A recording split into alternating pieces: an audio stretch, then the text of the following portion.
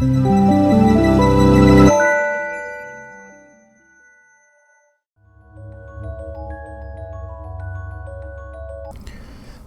my name is William, and welcome to our second Spec Lab ggplot2 training. Now, in our last video, we looked at the basics of ggplot and we looked at how to make a histogram. In this video, we'll be looking at kernel density plots and some of the ways that we can change line types and colors. So before we make our kernel density plots, let's just talk about them for a little bit. A kernel density plot is basically a smooth histogram. It's the same concept of showing the distribution of a variable, but now we have a curve instead of bars, as you'll see. We can do this, for example, two ways. The first way we'll do it is using the geom_density command tacked onto our regular basic ggplot call.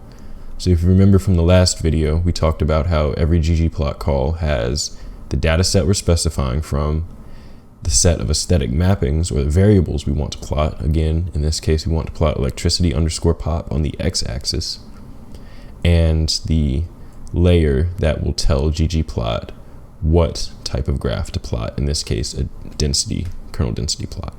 So we can run this and we'll get our curve. And notice that this is essentially a curve of the outline of the peaks of the histogram. The other way we can do this is with the geom_line ggplot function, where we specify stat as a parameter equal to density. And we run this, we get the same figure except a minute difference where it changes where the 0 is on the y-axis. That just goes to show, like with anything else in programming, there are multiple ways to accomplish the same thing. So this is the basic graph that we'll be changing the appearance of and adding on top of throughout this video. And we can start with labels. So when we're making figures, we want our viewers to understand what the plot's showing as quickly as possible. And adding text to our figures in a minimalistic and concise way can help us do that. So here on line 67, in addition to our basic ggplot call, where we specify as well a layer geom_line is equal to stat density, we add our labels. So we're going to add a title, a subtitle, an x-axis label, and a y-axis label. And we also have this call, which basically gives us a little bit more headroom at the top of our graph. So we can run this and we have the same exact curve as before, but now we have a little bit more detail with text about what's going on.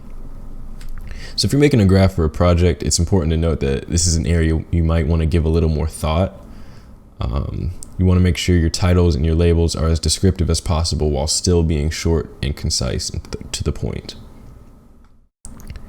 So we've looked at changing or adding labels rather, and now we can look at changing colors.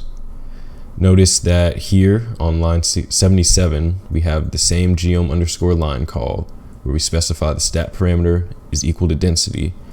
And here we also add color is equal to Dodger Blue 4. And this basically changes the color of our curve. Now, this is an area where you probably want to do some Googling because ggplot has a wide variety of colors that it can offer. So if you're trying to match a certain color palette for a project, maybe you're working on a university project and you want to match the school colors, you can do that. Just make sure you do a Google search to see what colors you need. It can also take hex codes as well for colors. So we have the same title, subtitle, X label, Y label, a little bit more headroom. And now we're changing the color of the line. We can run this and notice that we have a blue line instead of a black line. So we looked at adding labels, we looked at changing color. Let's look at changing line type.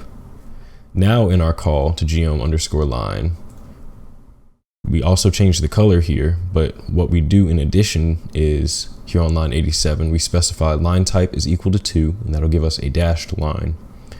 And we also up the size a little bit, size is equal to 2. So again, the same labels, a little bit more headroom, same color, but now we're going to change the line type, and you'll also notice a change in the thickness of the line. So we run it, and now, as you see, we have a bit thicker line, and now it's dashed as opposed to a thin solid line. So to wrap up, in this quick video, we looked at how to add labels to our plots, change line types, and change colors. These are all useful things you want to know. These are all useful things to know rather when you want to make figures that are going in a journal with specific requirements, or maybe a slide deck that you're working on in collaboration with an organization. When you're changing line types and colors, again, to reiterate, it can be useful to do some searching on Google just to see the plethora of options that are available that ggplot has to offer. And in the next video, we'll look at how to make some more complex plots, such as data over time and using facets. Thanks for watching.